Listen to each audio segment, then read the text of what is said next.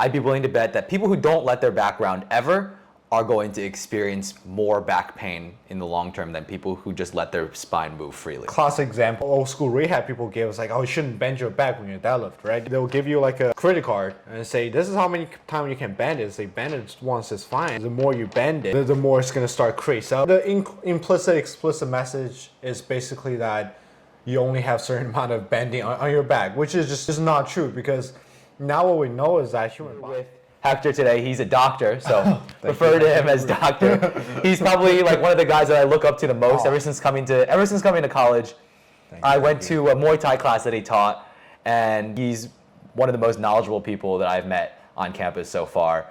Like really impressive. You don't want to mess with him either. You see him on the street, you don't look him in the eye or he's gonna beat you up. No. Oh, you're too kind. Yeah, dude, so like today we're just literally sitting down because I like strength coach. I'm a physical therapist and a coach. So we both have a lot of ideas and information we want to share based on our background, our own knowledge. It's like he said, this is like our tries of trying to get that, and a lot of rough edges, but we're getting. It took us like an hour to set up the microphone. Well, it turns out you have a headphone jack and you have an input jack. There's like a headphone and a microphone jack. And we had our microphone plugged into the headphone jack, so we couldn't figure out why it wasn't working. That took us an hour. Yeah. To give people a little bit of a background, so you said you're a physical therapist and you are also a coach, and give a little background into your kind of your own training. Like, what got you into training? What do you do right now? What are your goals for the next, from here on out? A little background about me. So my name's Hector. I was born and raised in China. I wasn't super athletic when I was a kid, but when I got to like 7th, 8th grade, I have to pass a super hard PE exam. And I was like, okay, I gotta start doing something. It was like a 1,000-meter run. It's like 5-mile run. Mm-hmm. I think it's 5 mile. No. 1,000? No, 6. No, that's not even a mile. Yeah. Well, anyway, it's a run and a bunch of pull-ups. So I started like doing push-up at the time. I didn't know what to do or how to do it. I just slowly getting bigger. And I kind of enjoyed it. I've just been lifting ever since. And when I was 16, that's when I started doing Muay Thai and martial arts.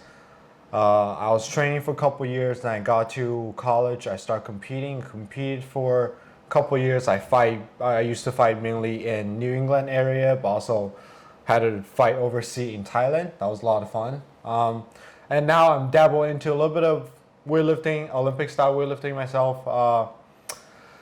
Really new, really beginning, but I just pick up another sports, and when during a period of time when I was training for Muay Thai, I wasn't really doing lifting or gym, because I had this misconception that I have to, if I want to be good at Muay Thai is the only thing I do, and being big or like lifting in general is going to only stall my progress in fighting.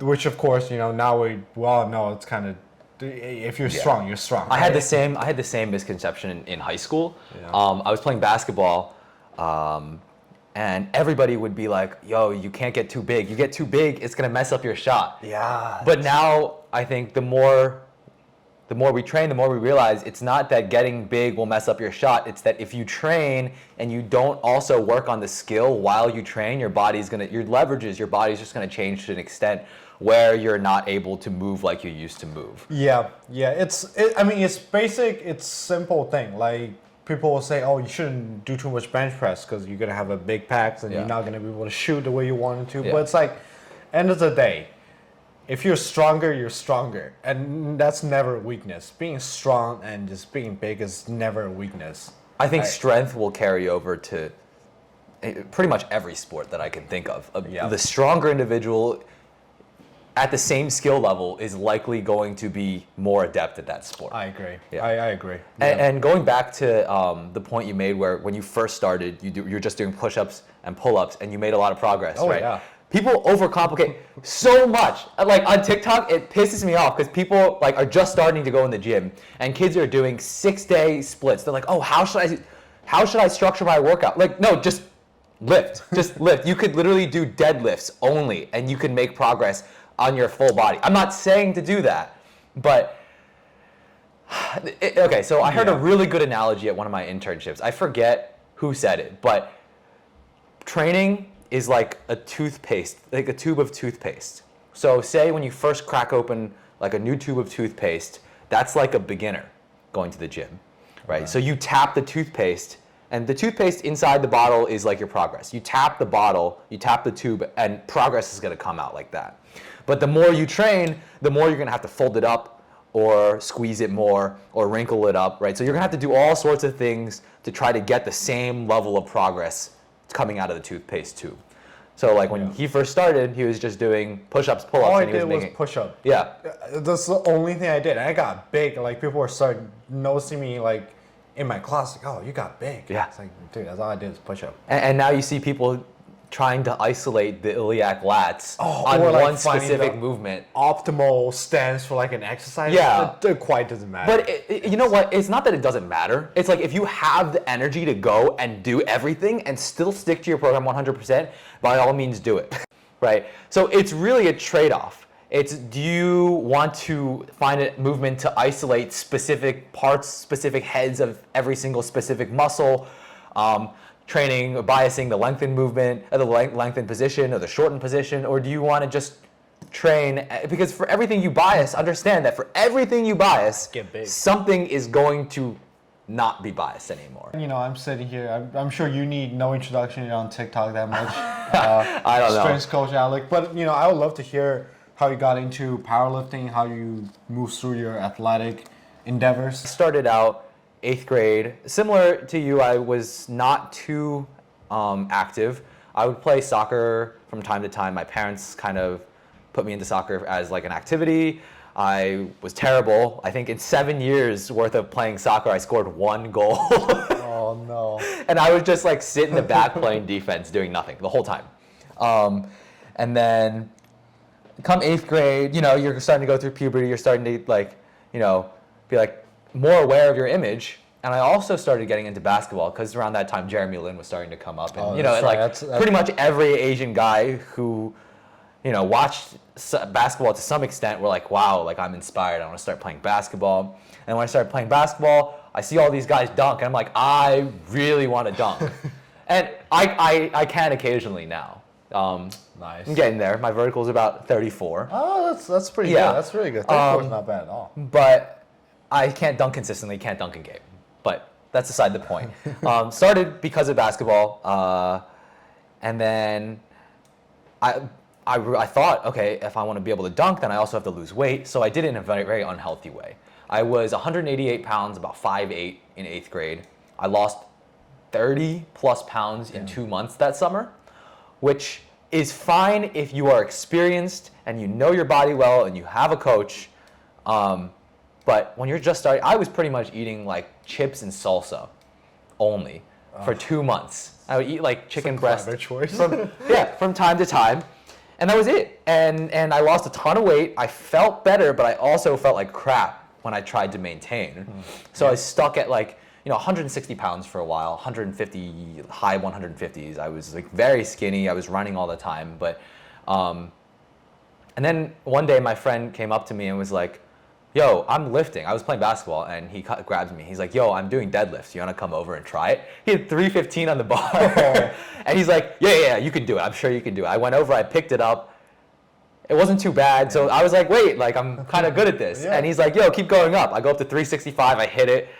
And then he's like, all right, like that's good enough for now. Like, let's try 405 next week. So like, I had a pretty high starting point. My pretty good genetics. No way, 315. First ever. I was like 175 pounds. Yeah. Deadlifted 365. Like the first day I started deadlifting. First day. The second set. Second set of deadlifts ever. 365. And then I don't think I squatted for probably a year because my basketball coach at the time told me that squatting was bad for my knees. Right. And he also said that touching your chest on bench press would be bad for your elbows. I was like, oh, I need my elbows for basketball. I'm not going to bench press. And honestly, like people telling me that bench press was bad for basketball has impacted me in terms of my powerlifting career because I didn't bench press for the first few years that I lifted. So I was squatting, I was deadlifting, and I didn't bench press. So my bench press is by far my weakest lift right now. Yeah. Like the last competition I had, I doubled. It was was more than doubled my bench press with both my squat and my deadlift. So. Yeah, so like it's so limiting. Yeah. It's so limiting when and the when you hear someone like your coach say something like that, it's just like, oh crap, now I'm not gonna bench press. Yeah. And you stalled all that couple of years, now you just wish you never did that. Well, that's a really good point. Like, I want to talk about that a little bit more. Like, just statements that people say, especially people like in a position of authority. Let's say that could literally be your teacher in high school. Mm-hmm. That could literally be a doctor or orthopedic surgeon. Yep. Like everybody all along the spectrum, they use these limiting statements. Yeah. And like there's a term called kinesiophobia, right? Kinesiophobia. Yeah. Yeah, where you make a statement that makes people afraid of movement. So like, could you go a little bit more in depth of that? Yeah. So it's actually fairly common now. I would not limit those rules to, like you mentioned, surgeons, doctors, big time, chiros, PTs, coaches, all the time. A lot of people have a very limited view of like how human body should move, and it's very, and it kind of traces back to a very biomechanical kind of viewpoint, right? The classic, I don't have a card on me right now, but like classic example people always give, like some old school rehab people give, is like, oh, you shouldn't bend your back when you deadlift, right? And they'll give an example where they'll give you like a credit card and say, this is how many times you can bend it. Say bend it once is fine, and as the more you bend it, the more it's gonna start crease up, and it's like, oh, and they use that analogy to basically suggesting that you only, or the implicit explicit message is basically that you only have certain amount of bending on your back, which is just, right, it's just not true, because now what we know is that human body is not just so simply just mechanic. It's biomechanics, super important, but human body also does another thing the credit card doesn't do, is we also regenerate. Adapt. That's quite how quite any like fitness, anything in that nature would work, because you are doing something that require your body to adapt, and that's all that matters. I mean, if we didn't adapt, we'd be machines. I mean, even machines adapt these days with the code, right? Adapt. Machine learning, yeah. I mean, I think if you think of human adaptation, human movement in just purely biomechanical standpoint, of course there's going to be a breaking point, but that's assuming that we don't, allow it multiple bouts and then recover, multiple bouts of stimulus, multiple bouts of recovery in order to adapt. I always like thinking of, like, if we go back to the back bending example, you see someone deadlift with an extremely rounded back, and lots of people are going to say, that is dangerous. You're going to herniate a disc. You're going to slip a disc. You're going to the toothpaste or donut example. It's like, here's your spine. Here's a donut. You're going to push all the jelly out. Yeah, and then it's going to be like, oh, well, like you're not going to be able to walk when you're older. But I like thinking, personally, I really like this example. Let's say that this middle part, whatever it is called, the tube is your spine or your vertebrae, and if I take that out and I snap it, like that, it's going to be super easy to snap. But then training is like every layer of paper. So if I tried to bend and snap this, it'd be like almost impossible. So every layer of paper is like training. You're strengthening the soft tissue ligaments around the vertebrae. Is that a accurate way, I guess, a good way of explaining it to the... I mean, that's, you just basically describe how hypertrophy works, right? Yeah. That's quite essentially. Like you start with the middle. It's so easy to break. Obviously, you take someone who's never trained before and you tell them to deadlift 500 pounds with like their back bent. Chances are they might feel some sort of... Yeah, it comes back to, again, it kind of routes back to biomechanics, right? Yeah. And there's going to be a certain position where it put the least amount of physical force on your spine, on like different ligament structure based on the bending, the flexion of your vertebrae.